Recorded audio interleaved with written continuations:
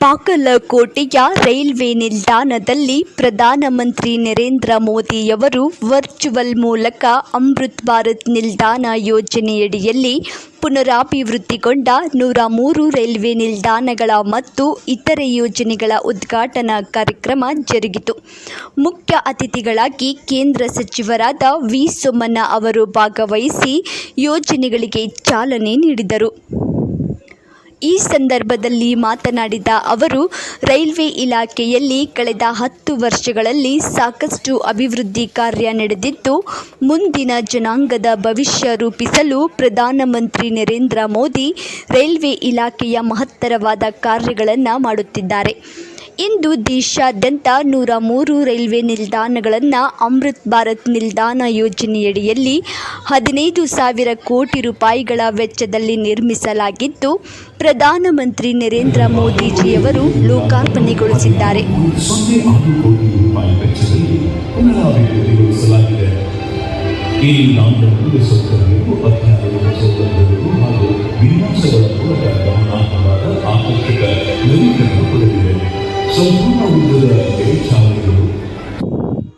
ಅದರಲ್ಲಿ ರಾಜ್ಯದ ಬಾಗಲಕೋಟೆ, ಮುನಿರಾಬಾದ್, ಗದಗ್, ಧಾರವಾಡ ಹಾಗೂ ಗೋಕಾಕ್ ಸೇರಿದ್ದು ಈ ಭಾಗದ 13ಕ್ಕೂ ಹೆಚ್ಚು ರೈಲ್ವೆ ನಿಲ್ದಾಣಗಳಿಗೆ 300 ಕೋಟಿ ವೆಚ್ಚದಲ್ಲಿ ಆಧುನೀಕರಣಗೊಳಿಸಲಾಗುತ್ತಿದೆ. ಗದಗ್, ವಾಡಿ, ಕುಡ್ಚಿ, ಬಾಗಲಕೋಟೆ ಸೇರಿದಂತೆ ಇನ್ನೂ ಅನೇಕ ಯೋಜನೆಗಳನ್ನು ಅಭಿವೃದ್ಧಿಪಡಿಸಲಾಗುವುದು ಎಂದರು. ಬಾಗಲಕೋಟೆ ಲೋಕಸಭಾ ಸದಸ್ಯರಾದ ಪಿ.ಸಿ. ಗದ್ದಿಗೌಡರ್ ಮಾತನಾಡಿ, ಬಾಗಲಕೋಟೆ ಕುಡ್ಚಿ ಮಾರ್ಗ ತೀವ್ರಗತಿಯಲ್ಲಿ ಪ್ರಗತಿ ನಡೆದಿದೆ. ಇದರಿಂದ ಬಾಗಲಕೋಟೆಯ ವ್ಯಾಪಾರ ವಹಿವಾಟು ಉತ್ತಮವಾಗಿ ನಡೆದು ಇಲ್ಲಿಯ ಉತ್ಪನ್ನಗಳಾದ ಸಕ್ಕರೆ, ಸಿಮೆಂಟ್, ಇಳಕಲ್ ಸೀರೆ ಹಾಗೂ ಪ್ರವಾಸೋದ್ಯಮದ ಬೆಳವಣಿಗೆಗೆ ಸಹಕಾರಿಯಾಗಲಿದೆ ಎಂದರು. ವಿಧಾನ ಪರಿಷತ್ನ ಶಾಸಕ ಪಿ.ಎಚ್. ಪೂಜಾರ್, ತೇರದಾಳ ಶಾಸಕ ಸಿದ್ದು ಸವದಿ, ಚಿತ್ರದುರ್ಗದ ಸಂಸದ ಗೋವಿಂದ ಕಾರಜೋಳ, ವಿಧಾನ ಪರಿಷತ್ನ ಶಾಸಕ ಹನುಮಂತ ನಿರಾಣಿ, ಮಾಜಿ ಸಚಿವ ಮುರುಗೇಶ್ ನಿರಾಣಿ, ಮಾಜಿ ಶಾಸಕ ವೀರಣ್ಣ ಚಿರಂತಿಮಠ್ ಸೇರಿದಂತೆ ರೈಲು ಇಲಾಖೆಯ ಹಿರಿಯ ಅಧಿಕಾರಿಗಳು ಹಾಗೂ ಇತರರು ಭಾಗವಹಿಸಿದ್ದರು. ದೇಶದ ಸರ್ವಾಂಗೀಣ ಅಭಿವೃದ್ಧಿಗೆ ರಾಷ್ಟ್ರದ ಪ್ರಧಾನಮಂತ್ರಿಗಳು ಒಂದು ಹೊಸ ಸಂದೇಶವನ್ನು ಕೊಟ್ಟಿದ್ದಾರೆ. 103 ಅಮೃತ್ ಭಾರತ್ ಸ್ಟೇಷನ್ ಅನ್ನು ರಾಷ್ಟ್ರದ ಮೂಲಭೂತಗಳಲ್ಲೂ ಕೂಡ ಕಾಮಗಾರಿಗಳನ್ನು ರಾಷ್ಟ್ರಕ್ಕೆ ಸಮರ್ಪಣೆ ಮಾಡುವ 1,110 ಕೋಟಿ ರೂಪಾಯಿಗಳ ಯೋಜನೆಗಳನ್ನು 1,110 ಕೋಟಿ ರೂಪಾಯಿಗಳ ಯೋಜನೆಗಳನ್ನು ಇವತ್ತು ನಮಗೆ ನೀಡಿದ್ದಾರೆ. ಅದರಲ್ಲಿ ಕರ್ನಾಟಕವು ಕೂಡ ಒಂದು ದೊಡ್ಡ ಪಾಲನ್ನು ಪಡೆದಿದೆ. ಅದಕ್ಕೋಸ್ಕರವಾಗಿ ರಾಜ್ಯದ ಪ್ರಧಾನಮಂತ್ರಿಗಳಿಗೆ, ನಮ್ಮೆಲ್ಲರ ನೆಚ್ಚಿನ ನಾಯಕರಿಗೆ ನರೇಂದ್ರ ಮೋದಿ ಅವರಿಗೆ ನಾವೆಲ್ಲರೂ ಕೂಡ ಗೌರವಿತ ಅಭಿನಂದನೆ. ಇವತ್ತು ನಮ್ಮೆಲ್ಲರಿಗೂ ಕೂಡ ಬಹಳ ಸಂತೋಷವಾಗಿರ್ತಕ್ಕಂಥ ಒಂದು ಸಂದರ್ಭ ನಾನು ಭಾವಿಸ್ತೇನೆ. ಸನ್ಮಾನ್ಯ ನರೇಂದ್ರ ಮೋದಿ ಅವರ ನೇತೃತ್ವದಲ್ಲಿರ್ತಕ್ಕಂಥ ಸರ್ಕಾರ ರೈಲ್ವೆ ಕಾರ್ಯಗಳಿಗೆ ಹೆಚ್ಚು ಒತ್ತು ಕೊಟ್ಟು ಬಹುಶಃ ಅವರ ಒಂದು ಅವಧಿಯಲ್ಲಿ ನಮ್ಮ ದೇಶದ ಎಲ್ಲ ಪ್ರಮುಖ ಭಾಗಗಳಿಗೆ ರೈಲ್ವೆಗಳು ಹೋಗಿ ಜನರಿಗೆ ಅನುಕೂಲ ಆಗಬೇಕು ಅನ್ನೋ ಉದ್ದೇಶದಿಂದ ಇವತ್ತು ಬಹಳಷ್ಟು ಕಾರ್ಯಗಳನ್ನು ಈಗಾಗಲೇ ಮಾಡಿದ್ದಾರೆ. ಇವತ್ತು ಏನು ಪುನರಾವೃತ್ತಿ ಹೊಂದಿರತಕ್ಕಂಥ 103 ರೈಲ್ವೆ ಸ್ಟೇಷನನ್ನು ಇವತ್ತು ಉದ್ಘಾಟನೆಯನ್ನು ಸರ್ಕಾರ ಮಾಡುತ್ತಿದ್ದಾರೆ. ನಮ್ಮ ಕರ್ನಾಟಕ ರಾಜ್ಯದಲ್ಲಿ ಇಂದು 5 ಭಾಗದಲ್ಲಿ ಈ ಒಂದು ಸ್ಟೇಷನ್ಗಳು ಇವತ್ತು ಉದ್ಘಾಟನೆಗೊಳ್ಳುತ್ತಿವೆ. ಇವತ್ತು ಬಹುಶಃ ಈ ಒಂದು ಬಾಗಲಕೋಟೆ ನಗರ ಬಹಳಷ್ಟು ಪ್ರಮುಖವಾಗಿರ್ತಕ್ಕಂಥ ಒಂದು ನಗರ. ಇವತ್ತು 103 ರೈಲ್ವೆ ನಿಲ್ದಾಣಗಳನ್ನು 1,100 ಕೋಟಿ ರೂಪಾಯಿನಲ್ಲಿ ಇವತ್ತು ಮಾಡಿದ್ದಾರೆ. ಒಟ್ಟು ಸುಮಾರು 15,000 ಕೋಟಿ ರೂಪಾಯಿಗಳನ್ನು ಅಮೃತ್ ಭಾರತ್ ಸ್ಟೇಷನ್ಗಳನ್ನು ಕೈಗೆತ್ತಿಕೊಂಡು ಇವತ್ತು ಅದರಲ್ಲಿ 103 ಸ್ಟೇಷನ್ಗಳನ್ನು ಇವತ್ತು ಮಾಡಿದ್ದಾರೆ. ಕರ್ನಾಟಕವು ಕೂಡ 5 ಸೇರಿದೆ. ಕರ್ನಾಟಕಕ್ಕೆ 61 ರೈಲ್ವೆ ಸ್ಟೇಷನ್ಗಳನ್ನು ಆಧುನೀಕರಣ ಮಾಡೋದಕ್ಕೆ 2,992 ಕೋಟಿ ರೂಪಾಯಿಗಳನ್ನು ಈಗಾಗಲೇ ಬಿಡುಗಡೆ ಮಾಡಿದ್ದಾರೆ. ಅದರೊಳಗೆ ಇವತ್ತು ಬಾಗಲಕೋಟೆ, ಮುನ್ರಾಬಾದು, ಗದಗ, ಧಾರವಾಡ, ಗೋಕಾಕ್ ರೋಡು, ಇವಾಗ ಗೋಕಾಕು ಈ 5 ಇವತ್ತು ವಿನಾರ ಮಾಡಿದ್ದಾರೆ. ಈ ಭಾಗದಲ್ಲಿ ಇನ್ನೂ ಕೂಡ 13ಕ್ಕೂ ಮೇಲ್ಪಟ್ಟು ನಿಲ್ದಾಣಗಳು ಸುಮಾರು 300 ಕೋಟಿ ರೂಪಾಯಿಗಳ ಖರ್ಚಿನಲ್ಲಿ ಅದು ಕೂಡ ಆಧುನೀಕರಣ ಆಗ್ತಾಯಿದೆ. ಅದು ನಾನು ತಮ್ಮಲ್ಲಿ ಮನವಿ ಮಾಡೋದಿಷ್ಟೇ, ಈ ಯೋಜನೆಗಳಾಗೋ ಇದ್ದು ಈ ಯೋಜನೆಯನ್ನು ಕಾರ್ಯರೂಪಕ್ಕೆ ತರ್ತಕ್ಕಂಥದ್ದಕ್ಕೆ ರಾಷ್ಟ್ರದ ಪ್ರಧಾನಮಂತ್ರಿ ನರೇಂದ್ರ ಮೋದಿಯವರು, ನಮ್ಮ ಮಂತ್ರಿಗಳಾದ ಸನ್ಮಾನ್ಯ ಅಶ್ವಿನಿ ವೈಷ್ಣವ್ ಅವರು ತುಂಬ ಜಾಗೃತಿಯನ್ನು ವಹಿಸಿ ಇಡೀ ರಾಷ್ಟ್ರದಲ್ಲಿ 44,400 ಕಿಲೋಮೀಟ್ರು ಡಬ್ಲಿಂಗು ಮತ್ತು ಹೊಸ ಲೈನು ಎರಡೂ ಸೇರಿ 7,50,000 ಕೋಟಿ ರೂಪಾಯಿ 50,000 ಕೋಟಿ ರೂಪಾಯಿಗಳ ಯೋಜನೆಗಳನ್ನು ನಾವು ಇವತ್ತು ಕೈಗೆತ್ತಿಕೊಂಡಿದ್ದೇವೆ. ಇದರಲ್ಲಿ ಕರ್ನಾಟಕ 43,000 ಕೋಟಿ ರೂಪಾಯಿಗಳ ಯೋಜನೆಗಳು ನಡೀತಾ ಇದೆ. 11 ಯೋಜನೆಗಳನ್ನು ತ್ವರಿತವಾಗಿ ಮುಗಿಸ್ತಕ್ಕಂಥದ್ರಲ್ಲಿ ನಿಮ್ಮ ಬಾಗಲಕೋಟೆ ಕುಡ್ಚಿ ಇದೆ, ಗದಗ ಓಟ್ಗಿ ಇದೆ, ಗದಗ ವಾಡಿ ಇದೆ, ಗಿಣಿಗೆರ ರಾಯಚೂರು ಇದೆ. ಈಗ ಆದ್ಯತೆ ಮೇರೆಗೆ ನಾವು 11 ಇದನ್ನು ತೆಗೆದುಕೊಂಡು 33,000 ಕೋಟಿ ರೂಪಾಯಿಗಳನ್ನು ಹಂತವಾಗಿ ಯಾವ ರೀತಿ ಮುಗಿಸ್ಬೇಕು ಅನ್ನೋದನ್ನು ಕೂಡ ನನ್ನ ದಿನಾಂಕನೂ ಕೂಡ ನಿಮಗೆ ಈಗಾಗಲೇ ಘೋಷಣೆ ಮಾಡಿದ್ದೀನಿ. ರೈಲ್ವೆ ಮಂತ್ರಿಗಳಿಗೆ ಇವತ್ತು ನಾವೆಲ್ಲ ಬಾಗಲಕೋಟೆ ಜಿಲ್ಲೆ ಮತ್ತು ವಿಜಯಪುರ ಜಿಲ್ಲೆಗಳ ಪರವಾಗಿ ಮನವಿ ಪತ್ರ ಕೊಟ್ಟಿದ್ದೇನೆ. ಒಂದು ಬೆಂಗಳೂರು ಮಾದರಿಯ ಒಂದು express train, super fast express train ವಿಜಯಪುರದಿಂದ ರಾತ್ರಿ 8 ಗಂಟೆಗೆ ಬಿಡುವಂಥದ್ದು, ಬೆಳಿಗ್ಗೆ 6 ಹೊಸ 7 ಗಂಟೆಗೆ ಹೋಗುವಂಥದ್ದು, ಈ ರೀತಿ ಒಂದು ಟ್ರೈನು ಮಾಡಬೇಕು. ಉದ್ದೇಶ ಬಾಗಲಕೋಟೆ ಮತ್ತು ವಿಜಯಪುರ ಜಿಲ್ಲೆಗಳಿಂದ ಸುಮಾರು 250-300 ಬಸ್ಸುಗಳಷ್ಟು ಜನ ಹೋಗ್ತಾ ಇದ್ದಾರೆ. ಪರದಾಡಬೇಕಾಗುವಂಥ ಸ್ಥಿತಿ, ಹೆಚ್ಚಿನ ದುಡ್ಡು ತೆತ್ತು ಹೋಗುವಂಥದ್ದು, ವ್ಯಾಪಾರಸ್ಥರು, ಉದ್ಯಮಿಗಳು, ಬೇರೆ ಬೇರೆ ರೀತಿ ಜನ ಬೆಂಗಳೂರಿಗೆ ಹೋಗಿ ಅಲ್ದಾಡುವಂಥ ಪರಿಸ್ಥಿತಿ ತಪ್ಪಿಸಬೇಕಾದ್ರೆ ಈ ಒಂದು ಸುಗಮ ಮಾರ್ಗ ಬೇಕು, ರೈಲ್ವೆ ಬೇಕು ಅನ್ನುವಂಥ ಹೇಳಿದ್ದೀನಿ. ಅದಕ್ಕೆ ಸ್ಪಂದನೆ ಕೊಟ್ಟಿದ್ದಾರೆ.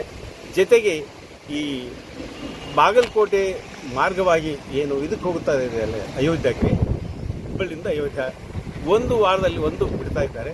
ಅದನ್ನು ವಾರದಲ್ಲಿ 3 ಬಾರಿ ಬಿಡುವಂಥ ಕೆಲಸ ಆಗಬೇಕು. ಆ ಉತ್ತರ ಪ್ರದೇಶದ ಉದ್ದಕ್ಕೂ ಜನ ಭಕ್ತರು ಹೋಗ್ತಾ ಇರುವಂಥದ್ದು ಕೂಡ ಅನುಕೂಲತೆ ಕಲ್ಪಿಸೋದಕ್ಕೆ ಆಗುವಂಥದ್ದು. ಮೂರನೇದಾಗಿ ಬಾಗಲಕೋಟೆ ಈ ಮಾರ್ಗವಾಗಿ ಹೋಗುವಂಥ ಪಂಢರಪುರ ಮೈಸೂರು ಎಕ್ಸ್ಪ್ರೆಸ್ ಏನಿದೆಯಲ್ಲ, ಬೆಂಗಳೂರಿಗೆ ಹೋಗಲಿಕ್ಕೆ ನಮಗೆ ಅದೊಂದೇ ಅನುಕೂಲ ಮಾರ್ಗ ಇರುವಂಥದ್ದು. ಬಹಳಷ್ಟು ಪ್ರವಾಸಿಗರು ಈ ಪಂಢರಪುರವರೆಗೆ ಎಕ್ಸ್ಟೆಂಡ್ ಮಾಡಿದಂಥ ಹಿನ್ನೆಲೆಯಲ್ಲಿ ಜನಸಂದಣಿ ಜಾಸ್ತಿ ಆಗ್ತಾ ಇದೆ ಅಂತ ಬರ್ತಾ ಈ ಫಸ್ಟ್ ಕ್ಲಾಸ್ ಎ ಸಿ ಒಂದು ಪೂರ್ತಿ ಬೋಗಿ ಹಾಕಬೇಕು, ಸೆಕೆಂಡ್ ಎ ಸಿ ಇನ್ನೊಂದು 2 ಹಾಕಬೇಕು, ಜನರಲ್ ಕಂಪಾರ್ಟ್ಮೆಂಟ್ ಕೂಡ ಹೆಚ್ಚಿಗೆ ಮಾಡಬೇಕು ಅನ್ನುವಂಥ ಒಂದು ಮನವಿ ಅದನ್ನು ಕೂಡ ಕೊಟ್ಟಿದ್ದು. ಅದಕ್ಕೂ ಕೂಡ ಸಕಾರಾತ್ಮಕ ಮಂತ್ರಿಗಳು ಒಂದು ಒಪ್ಕೊಂಡಿದ್ದಾರೆ. ಪ್ರಮುಖವಾದಂಥ ವಿಷಯ ಅಂದರೆ ಬಾಗಲಕೋಟೆ ಜಿಲ್ಲೆಗೆ ಕುಡ್ಚಿ ಬಾಗಲಕೋಟೆ ರೈಲ್ವೆ ಮಾರ್ಗದ ಬಗ್ಗೆ ಮಾನ್ಯ ಸಚಿವರ ಜೊತೆ ಮನವಿನೂ ಕೊಟ್ಟಿವಿ, ಚರ್ಚೆನೂ ಮಾಡಿದೆವು. ಅವರು 2027 ಮುಗಿಸ್ಕೊಡ್ತೀನಿ ಅಂತ ಹೇಳ್ತಾರೆ. ಆದರೆ ನಾವು 2026 ಮುಗಿಸ್ರಿ ಅನ್ನುವಂಥದ್ದು ಒಂದು ಒತ್ತಾಯವನ್ನು ಮಾಡಿವು ಮಾನ್ಯ ಸಚಿವರಿಗೆ. ಅದರಂತೆ ಲೋಕಾಪುರ ಒಳಗೆ ಈಗ ಕಾಮಗಾರಿ ಪೂರ್ಣಗೊಂಡು ರೈಲು ನಿಲ್ದಾಣ ನಿರ್ಮಾಣ ಕೂಡ ಪೂರ್ಣವಾಗೈತಿ. ಅದಕ್ಕೆ ಅಲ್ಲಿಂದ ಪ್ಯಾಸೆಂಜರ್ ರೈಲು ಪ್ರಾರಂಭಿಸಿದರೆ ಲೋಕಾಪುರದಿಂದ ಬಾಗಲಕೋಟೆಗೆ ಒಳಪಡುವ 6 ರೈಲು ನಿಲ್ದಾಣಗಳ ಕಟ್ಟಡ ಅಂದಾಜು ಒಂದು 900 ಕೋಟಿ ರೂಪಾಯಿ ಖರ್ಚಾಗೈತಿ. ಅಲ್ಲಿ ರೈಲ್ವೆ ಸೌಲಭ್ಯ ಪ್ರಾರಂಭ ಆದ್ರೆ ಅವು ಎಲ್ಲ ಕಟ್ಟಡಗಳು ರೈಲು ನಿಲ್ದಾಣಗಳ ಸಂರಕ್ಷಣೆ ಆಗುತ್ತೆ, ಉಳಿತೈತಿ, ಇಲ್ಲಿನ ಹಾಳಾಗಿ ಹೋಗುತ್ತೆ ಅಂಥೇಳಿ ಅದನ್ನು ಕೂಡ ಮನವರಿಕೆ ಮಾಡಿವು. ಮಾನ್ಯ ಸಚಿವರು ಅದು ಅತಿ ಶೀಘ್ರದೊಳಗೆ ಲೋಕಾಪುರದಿಂದ ಪ್ಯಾಸೆಂಜರ್ ರೈಲು ಪ್ರಾರಂಭ ಮಾಡ್ತಾರೆ ಅಂತ ಹೇಳ್ಯಾರ. ಅದರಂತೆ ಬಾಗಲಕೋಟೆ ರೈಲ್ವೆ ನಿಲ್ದಾಣಕ್ಕೆ ಸಂಬಂಧಪಟ್ಟಂತೆ ಬ್ರಿಟಿಷರ ಕಾಲದಿಂದನೂ 1884-85ರಲ್ಲಿ ಇದು ರೈಲು ನಿಲ್ದಾಣ ನಿರ್ಮಾಣ ಆಗೈತಿ. ಆದರೆ ಒಂದು ಅಭಿವೃದ್ಧಿ ಪ್ರಗತಿ ಕಂಡಿದ್ದಿಲ್ಲ. ಇದು ಅಮೃತ ಭಾರತ ರೈಲು ನಿಲ್ದಾಣ ಯೋಜನೆಯಲ್ಲಿ ಅಡಿಯಲ್ಲಿ ಸುಮಾರು 16 ಕೋಟಿ ರೂಪಾಯಿ ವೆಚ್ಚದಲ್ಲಿ ಈ ಯೋಜನೆ ಈ ಕಾಮಗಾರಿ ಆಗೈತಿ.